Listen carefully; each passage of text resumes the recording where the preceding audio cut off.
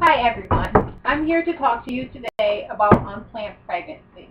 We will go through some statistics and history of unplanned pregnancy, education on how women are taught about sex and pregnancy, how to deal with pregnancy, and the effects on mother and child when it comes to pregnancy, and also if we have time, I'll share a personal story with you. And unplanned pregnancy has been an epidemic in our country for many generations.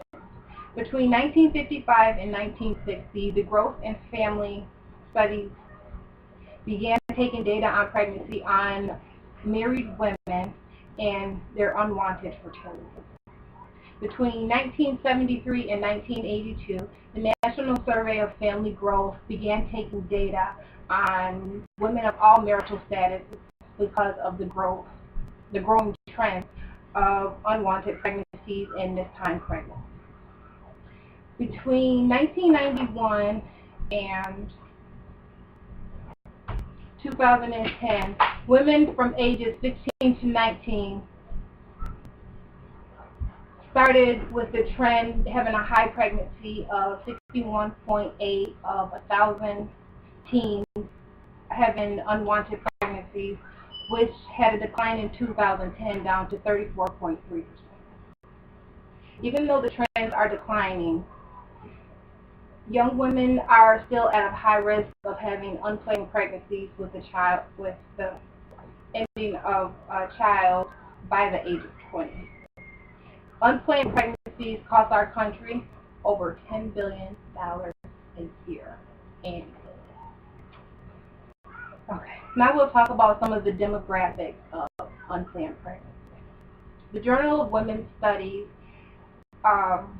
tells us that minority women are at the highest risk of unplanned pregnancies, being at 69%.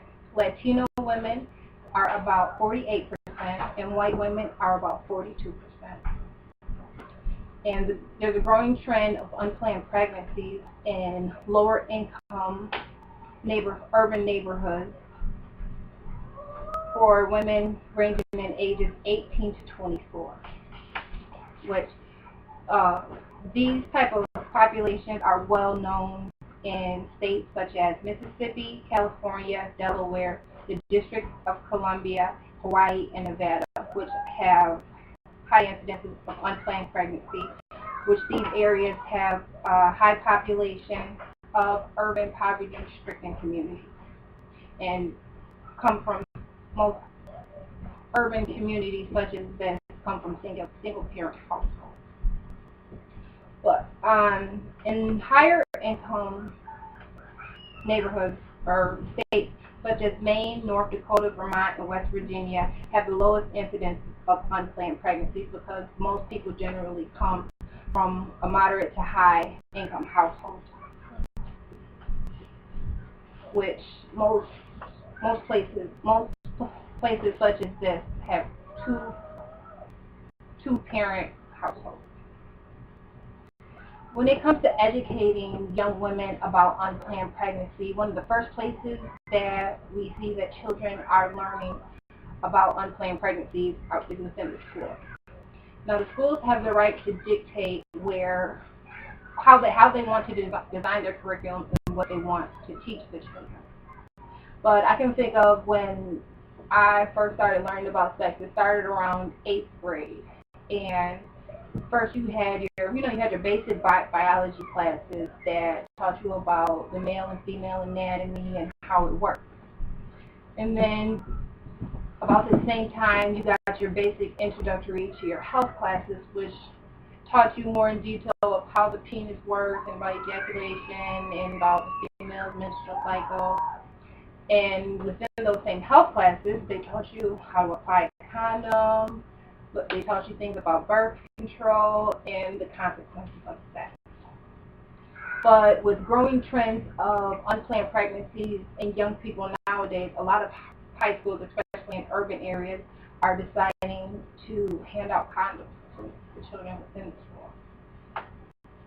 But within our own households, regardless of it's a single parent or a two-parent household, it's always good for parents to open up dialogue to the children. Most parents don't realize that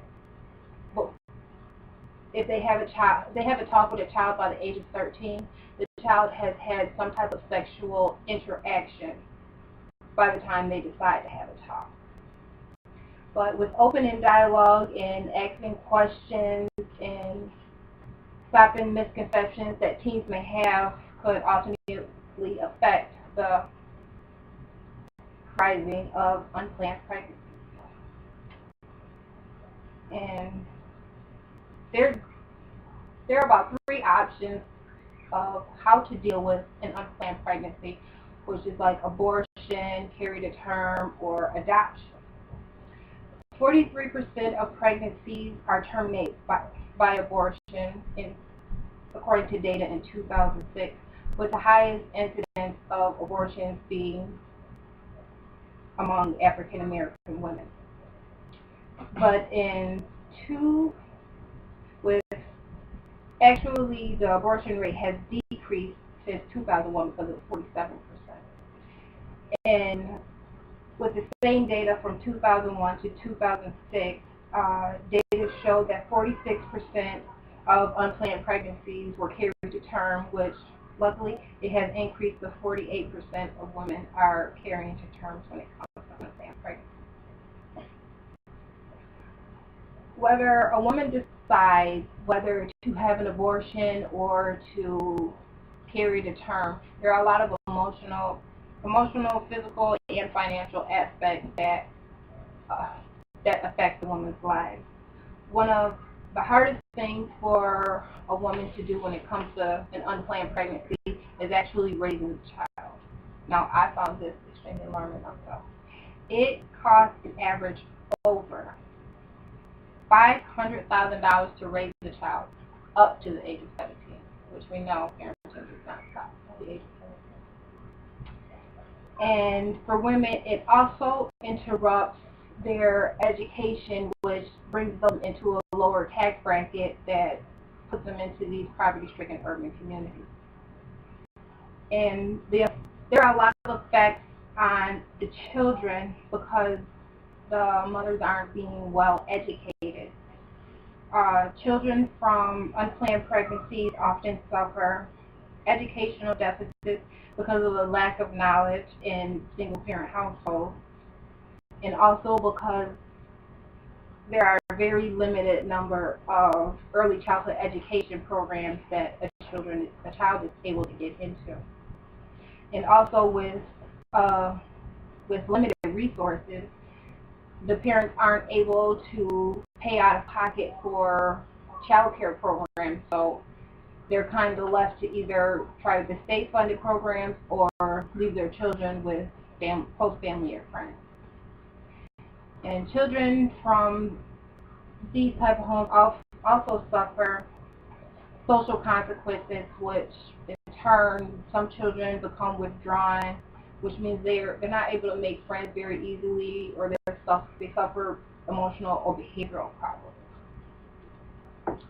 But with unplanned pregnancies, women and children are also affected because with the unplanned pregnancies, women often don't find out they're pregnant until a few months down the line, which they're lacking a lot of the rich nutrients that they need to maintain a healthy fetus, which in turn affects the child, and they can come out with a low birth weight or be born in what they call a preterm labor, which means the child is born earlier than expected and the child does not have a chance to fully develop.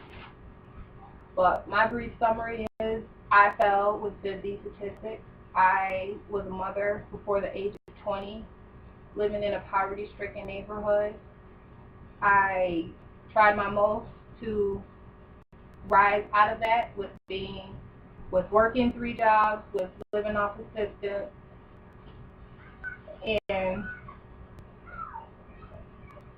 all the obstacles, emotional, physical, financial, that I have gone through, I've been able to uprise as a single parent, having an unplanned pregnancy, to now going into my junior year of nursing school, and hopefully within the next 2 years completing my bachelor's in nursing. Thank you.